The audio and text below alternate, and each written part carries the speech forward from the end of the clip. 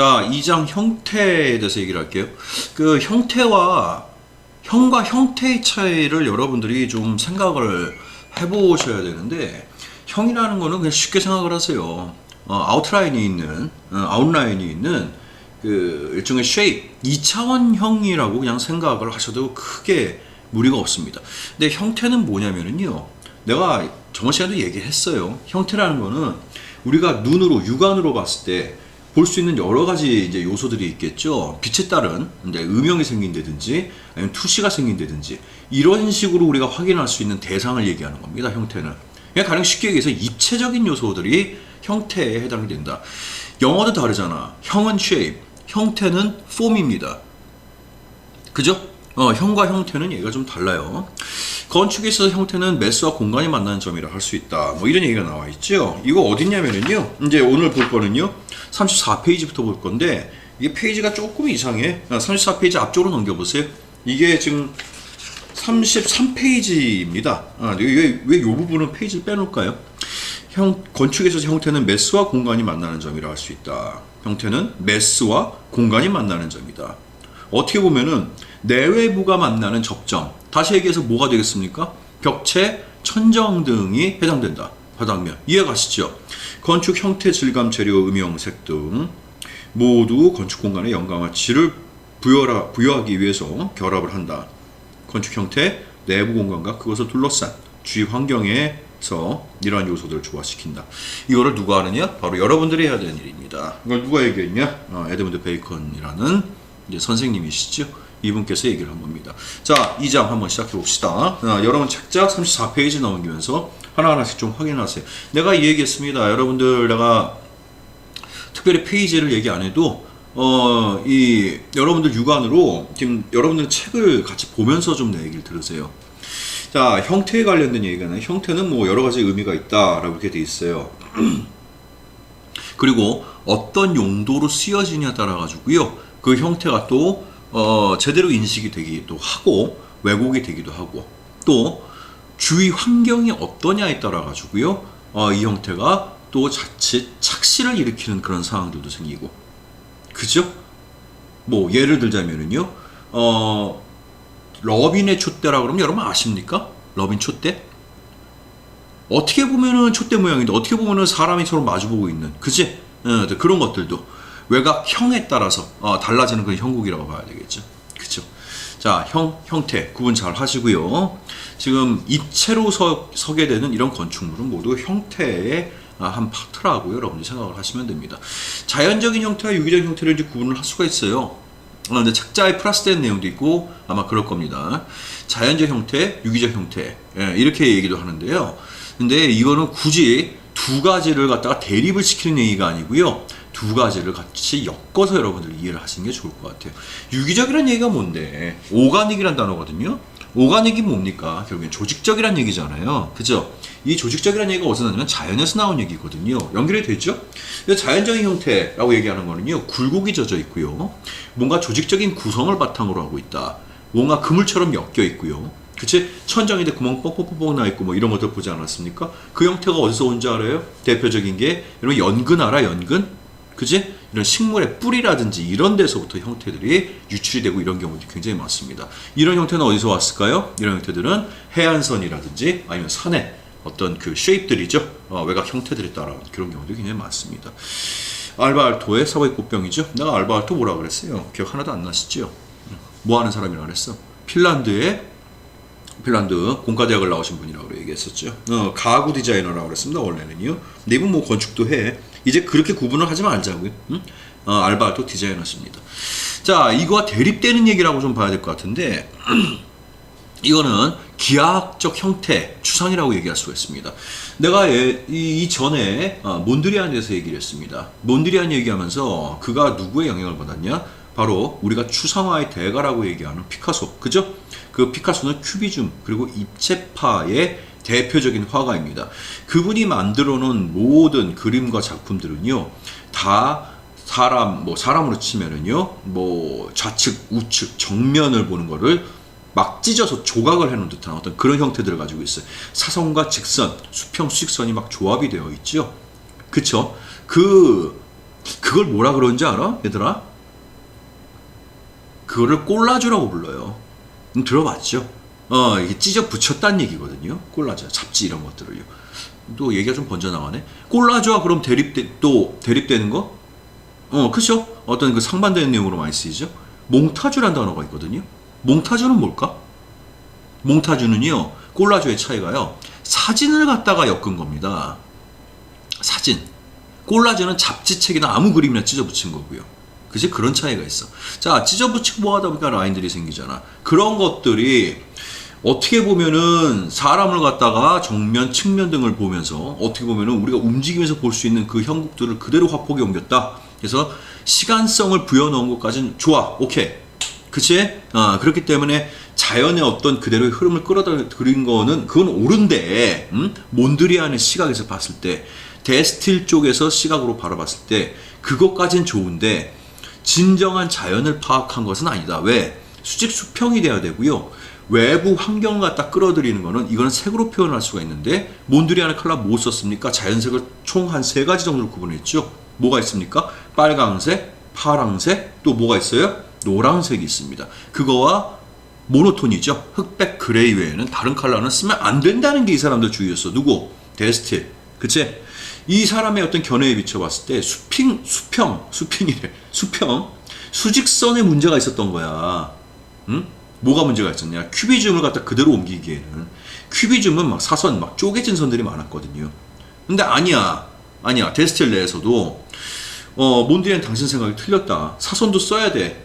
그지? 그래서 나온 사람이 반 데스버그죠. 원래는 둘이 데스틸을 출발시켰는데 반 데스버그랑 둘이 서로 싸움이 났잖아. 반 데스버그 한번 찾아보세요. 그림 쳐보면은 사선 45도로 막 그려놨단 말이야. 몬드리안 그림이랑 굉장히 비슷한데 그 차이가 있단 말이야. 몬드리안 지극히도 사선을 싫어했다. 그렇게 얘기하죠.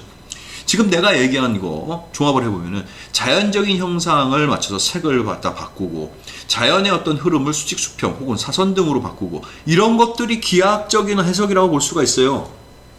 이런 것들이 여러분들이 건축을 하는데 기본적인 흐름이고 여러분들이 이 안에 공간을 만드는데 기본적인 흐름입니다.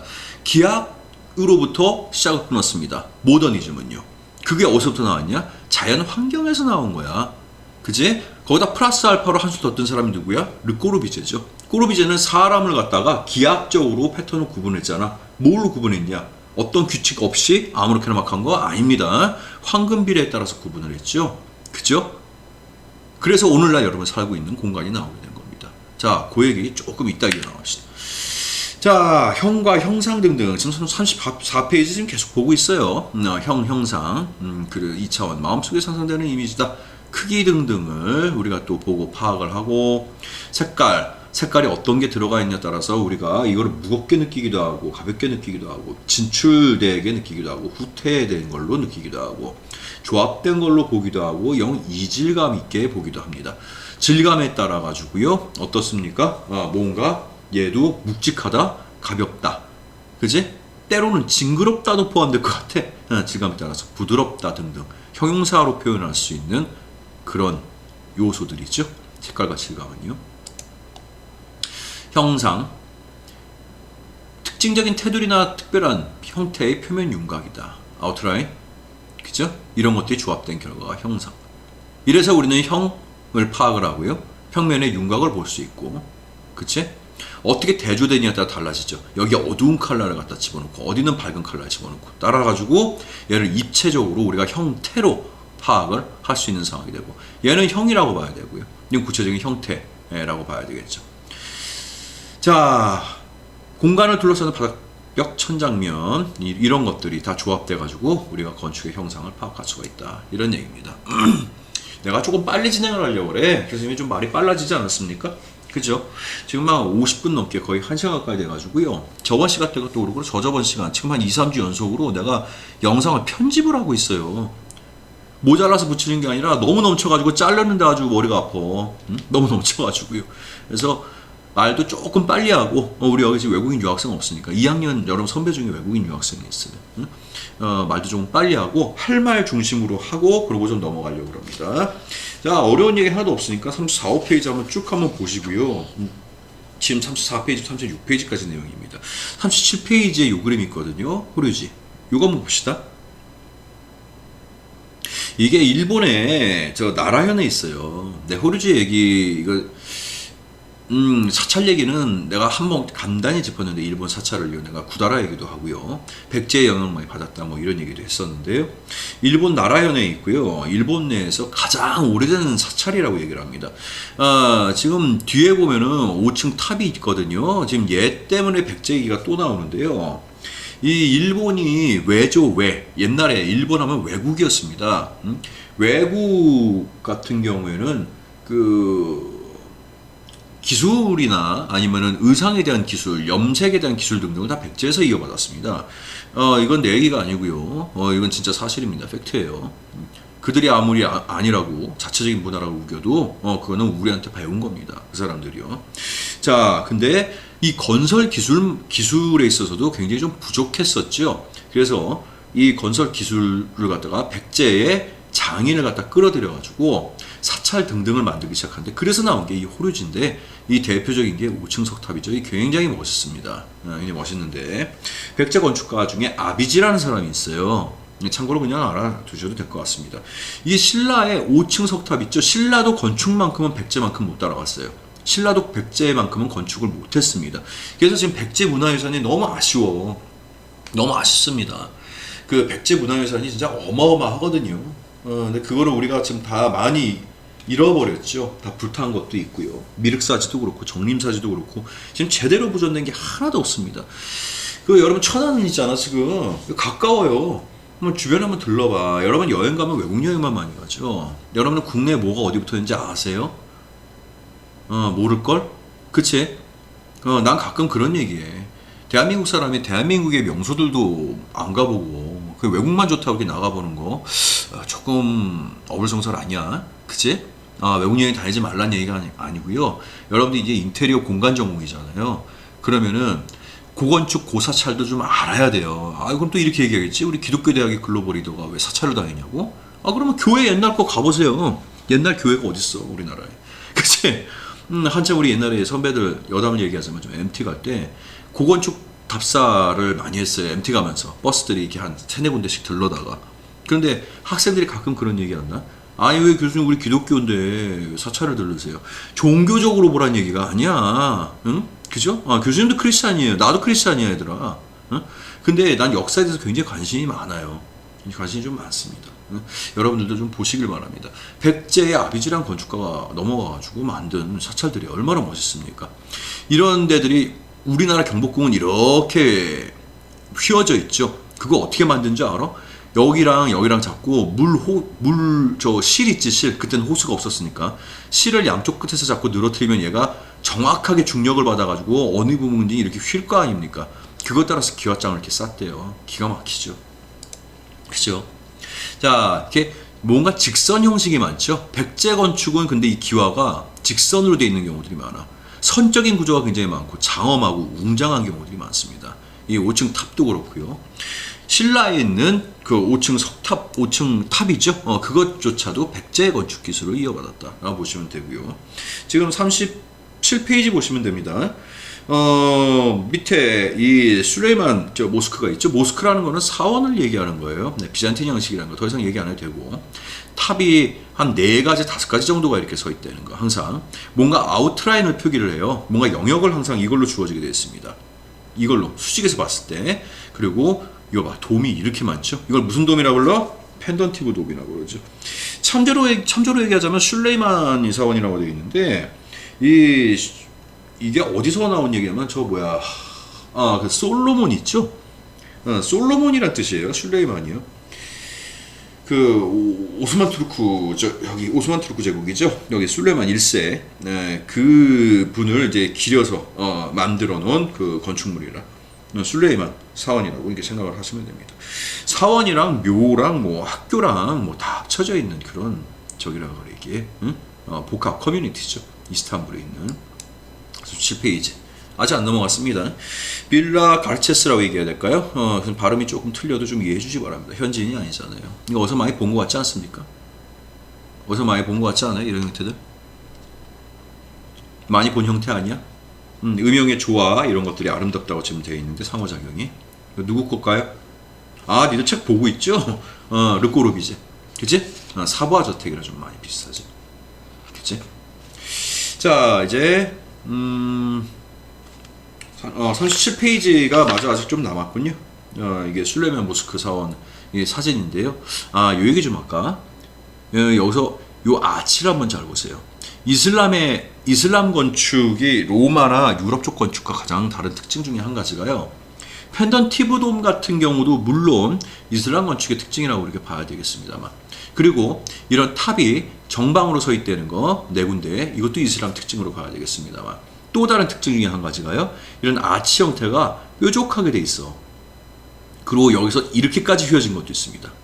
이걸 뭐라고 부르냐면 뾰족하다고 그래서 첨도아치라 부르고요. 이렇게 된 거를 말발굽아치라 불러요. 이슬람 쪽의 건축물은 이런 아치도 한번 잘 보시길 바랍니다. 아치, 그죠? 자, 넘어가 볼게. 단순하고 규칙적인 형상 이런 얘기하는데 38페이지 보시면 됩니다. 이제 기하학적으로 가장 규칙적인 형상은 원이고요. 정다각형이 무한한 연속으로 쪼개서, 그지? 쪼개고, 이거 각 쪼개고, 또 이 각을 또 쪼개가지고 오각형을 뭐 십각형으로 만들고, 그지? 이십각형을 만들고, 점점 만들면은 무한한 원형이 되겠죠. 그런 얘기입니다. 원이란 거는 곡선 내 고정 한 점에서 같은 거리에 있는 점들의 집합이다. 이 얘기군요. 어디 중심점에서 점들이 놓여져 있어. 이것들이 무한히 엮여 있을 때 원으로 보인다. 이거 어려운 얘기 하나도 없습니다. 자, 이거 봐봐. 이게 저기예요. 로만 시어터, 로마 극장입니다. 여기 39페이지 넘어갔습니다. 그 원이라는 형태를 통해 가지고 이게 오늘날도 극장으로 쓰인다고 있다는 게 이게 굉장히 좀 어마무시한 그런 사실이죠.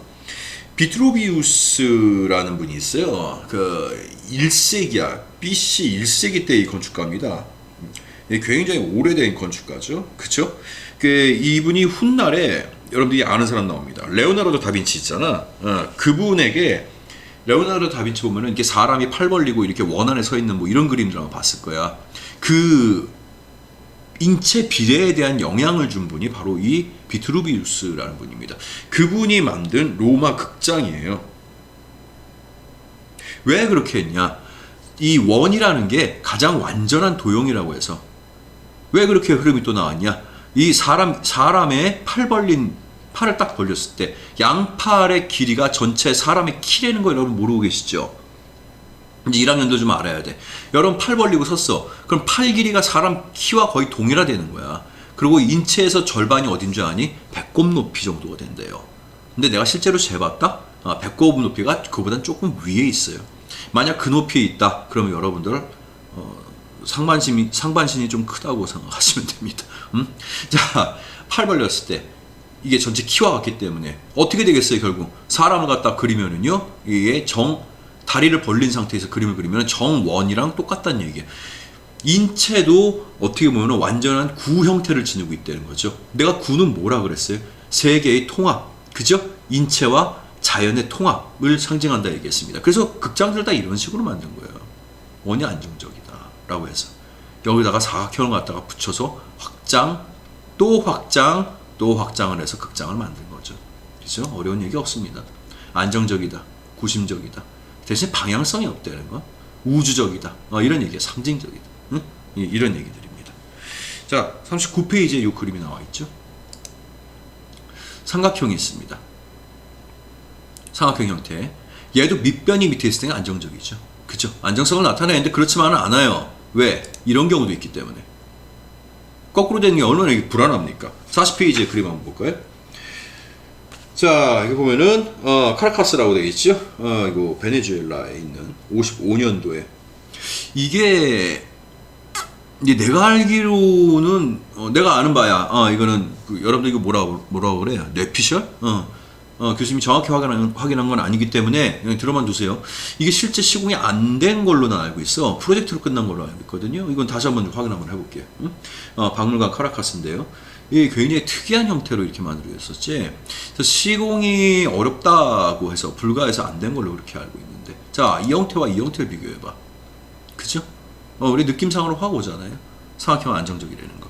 근데 피라미드도 인면이 삼각형이지 단면은 뭐야? 정사각형으로 돼 있단 말입니다. 그죠? 자, 향산 호텔. 아이고, 촌스럽기도 하다. 응? 삼각형, 직각 삼각형 두 개가 붙어 있네요. 이렇게 생겼네. 내가 호텔 얘기하면 좀 할 말이 좀 많은데, 실내 디자인론 할 때 내가 호텔 역사에 대해서 한번 쭉 얘기한 적이 있을 거예요. 여기 그 시간에 들어왔던 친구들은 아마 알 겁니다.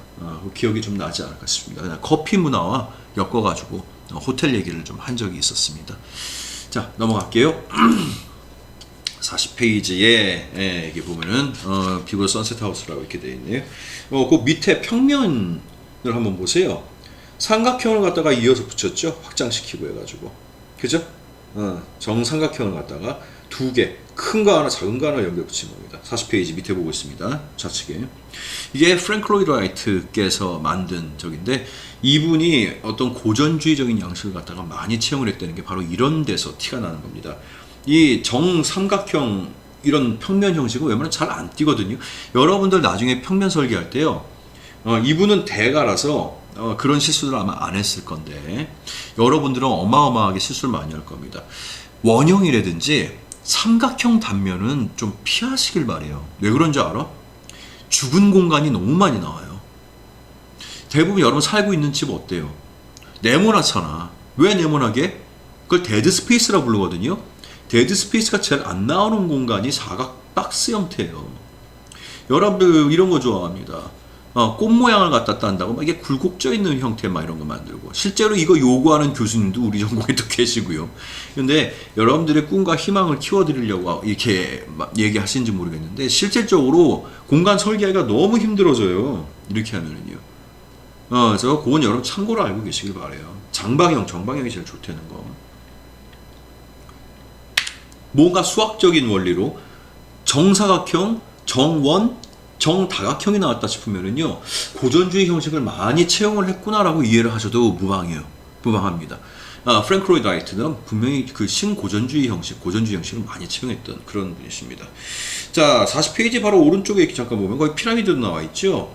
그 가운데에 무슨 뭐 이렇게 오두막 마냥 지어준 게, 그게 거기 파라오, 이제 미이라가 누워 있는 곳 되죠. 그리고 바로 밑에 그림 있는 거, 내가 지금 어디 찝지 않아도 여러분 내 말 듣고 이해가 갈 거야. 40페이지 밑에 오른쪽 그림 피라미드 보고 있어요. 그 바로 밑에가 이제 부인, 왕비죠. 왕비가 누워 있는 곳인데, 그 얘기했었나요? 여기다가 이게 미이라가 절대 안 썩는다 그래가지고 계란 갖다 실험했는데 그냥 하루 이틀 만에 다 썩어버렸다고요. 그치? 이게 미스터리라는 거죠. 자, 베스하우스인데요. 몇 페이지에 있나요? 이게 오케이. 41페이지에 있군요. 한번 보시기 바랍니다. 1페이지에 있는 적인데, 이분도 얘기를 안 끝낼 수가 없는 게 루이스 칸이라는 건축가입니다. 여기 네모난 게 이렇게 지금 기둥 형식으로 표출이 되어 있죠. 이걸 뭘까요? 이게 낫겠다. 가운데 중정 마냥 이렇게 뚫어져 있고요. 그쵸? 빛이 또 들어오고 외기가 통하는데 대신에 비는 안 맞게, 바람은 아닙니다. 비는 안 맞게끔 이렇게 만들어놨지. 이런 형식의 어떤 건축들이요. 요 부분입니다. 미안합니다. 정정할게요. 요 부분입니다. 중정으로 뚫어져 있고, 이런 데들은 이제 통로로서 쓰여지게 되겠죠. 이런 형식의 건축물이 의외로 인도와 멕시코 쪽에 굉장히 많아요. 그 지역색을 반영을 했다고 해가지고 그 풍토, 그네들의 풍토들이 어떤 그 외기 환경을 끌어들이는데 좀 익숙한 그런 상황인가 보죠. 건축가들이 해석하기에, 매스 구성을 할 때. 그래서 그런 식의 찰스 코레아 같은 인도 건축가가 있어요. 한번 찾아보시기 바랍니다. 잠깐만, 내가 메모장에 적을까요? 메모 찰스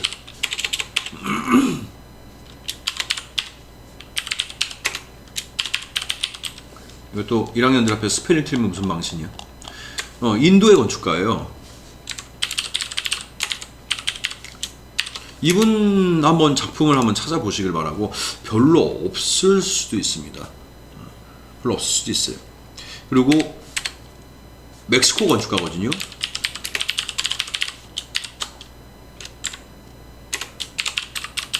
루이스 바라간이라는 건축가가 있습니다. 이 두 분은 한번 좀 탐닉을 해보시기 바랍니다. 그 지역 건축 색깔을 갖다가 띄는 건축을 한다 그래서 이 지역적 건축이라고 부르거든요.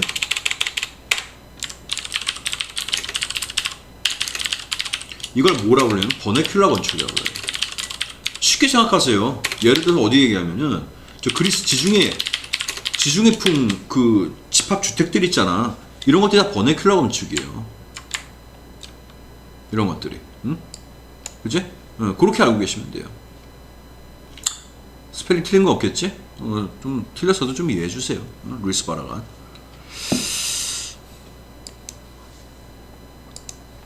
자, 그런 부분들이고, 사각형을 갖다가 하나, 둘, 셋, 넷, 다섯 개. 이걸 갖다 그대로 연결해서 이렇게 만들었네. 자, 그 다음에 표면. 이렇게 곡선으로 만들 수도 있고요. 곡선 모양의 표면이 생길 수도 있고, 선을 갖다가 쭉 이어서 라운딩 180도를 갖다, 그치? 여긴 직선인데 이렇게 연결할 수도 있고. 이거 나중에 여러분들 지붕 형태나 이런 거 만들 때 이런 거 한번 참조 한번 해봐. 왜 지붕은 왜 항상 왜 이렇게 네모 반듯하고, 응? 무슨 뭐 저기 기와 형태를 지니고 있고 말이다. 응? 네, 팔각, 우진각 지붕이라 부르거든요. 우리 저 한옥 형태들 보면은 왜 꼭 그래야만 합니까? 그렇지 않거든요. 자, 보세요. 지붕 형태나 이런 것들이 이렇게 자유롭게 만들 수 있단 말이에요. 네, 표면 형태죠. 그치? 곡선 모양의 표면, 원통형, 이동형 곡선, 그치? 회전을 시켰을 때, 그 다음에 포물선을 그렸을 때, 그 다음에 쌍곡 포물선. 아이고, 이름도 어렵네. 양쪽 포물선이 다 있을 때, 이런 것들을 벽에다도 다 연결시키고 이용해서 만든 게 바로 이런 월트 디즈니 콘서트 홀이라, 이렇게 얘기를 할 수가 있단 말이야. 자, 44페이지 한번 넘어갈까? 이 월트 디즈니 콘서트 홀이랑 요즘에 아직까지도요, 이 형태에 대해서 구체적으로 구분이 잘 안 가는 게 뭐냐면, 자세히 들여다보면 구분 가는데, 언뜻 보면은 정말 많이 비슷해요. 스페인 빌바오에 구겐하임 미술관이 있거든요. 그 구겐하임 미술관 같은 경우에도 그렇고 얘도 마찬가지예요. 보면 이 겉표면이 티타늄입니다. 티타늄이 어디 쓰이는 거냐면요, 저 비행기 동체에 쓰이는 거거든요. 이게 밤에 빛을 발하면 어마어마하게 화려해요. 어마어마하게 화려합니다. 이 프랭크 로이드 라이트가요, 내가 얘기를 한 적이 없었던 것 같은데, 이분이 유대인이에요. 근데 유대인인데 이상하게 말이다, 이 유대인 출신들이 굉장히 전 세계적으로 부호가 많고, 그리고 스마트한 분들도 많고요. 그리고 이런 각계 각층 각 직업에서요 좀 특출난 분들이 굉장히 많아. 프랭크 게리도 그렇다고 그래. 나도 교수님도 저 얼마 전까지 잘 몰랐는데요. 근데 어렸을 때 뭔가 이 사고가 독특하고 뭐 어떤 행동도 좀 그랬나 보죠. 그러다 보니까 외톨이로 이렇게 지냈다 그래. 혼자서. 근데 주변에 시냇가가 있고 뭐 이렇다 그랬죠. 그래서 혼자서 노는 시간이 많아지다 보니까 뭔가 주변 자연 환경에 탐닉을 많이 한 거야. 그래서 물고기를 굉장히 좋아했다고 합니다. 자, 여기까지 얘기하니까 여러분들 왜 이런 형태가 나오는지 흐름이 좀 읽히죠. 유선형을 굉장히 좋아하고, 앞서 얘기했던 오가닉적인 형태, 유기적인 형태에 대해서 빠진 거야. 그래서 이분을 오늘날 건축가 대가로 이렇게 이끌게 된 겁니다. 기본적인 기하학적인 형태라 그러면 이런 형태들을 얘기해요. 네모 반듯한 정방, 장방. 응? 근데 이런 형태들을 다 타파를 시킨 거죠. 이걸 뭐라고 부르냐면 해체주의라고 불러. 해체주의. 좀 참고로 여러분들은 한 번쯤은 좀 공부할 필요가 있어요. 해체주의입니다. 이 기본 기하학적인 형태를 해체를 했다는 거야. 그거에 대한 근원을 갖다 얘기를 하자면요, 구성주의부터 해서 미래주의 등등을 갖다 얘기해야 되는데, 또 얘기할 시간이 아마 있을 겁니다. 지금 정리하면 너무 머리 아픕니다. 나중에 얘기할게요. 해체주의 형식이구나. 기본의 형태를 파악했구나. 파괴했구나. 라는 정도만 알고 계시고요. 그 게리 좀 여담을 좀 더 얘기할까요? 지금 연세가 굉장히 많으신 분인데 얼마 전에 한국 오셨어요. 뉴스에도 나오셨는데, 그 청담동에 여러분 루이비통 매종이 있어요. 그거 한번 우리나라에 있는 거니까 한번 가보려. 응? 한번 가보세요. 동학춤인가? 그거를 모티브로 해가지고 밑에 부분은 좀 정형화되어 있는 형태인데 윗부분이 뭐 이렇게 막 돼 있어. 근데 이분 건축을 하는 거를 가만 보잖아요. 스케치할 때 보면은 막 눈 감고 그냥 A4지에다가 막 이렇게 낙서하듯이 막 그리고 막 이런 모습들이 있어요. 그러다가 이런 형태들이 나온다 그래요. 응?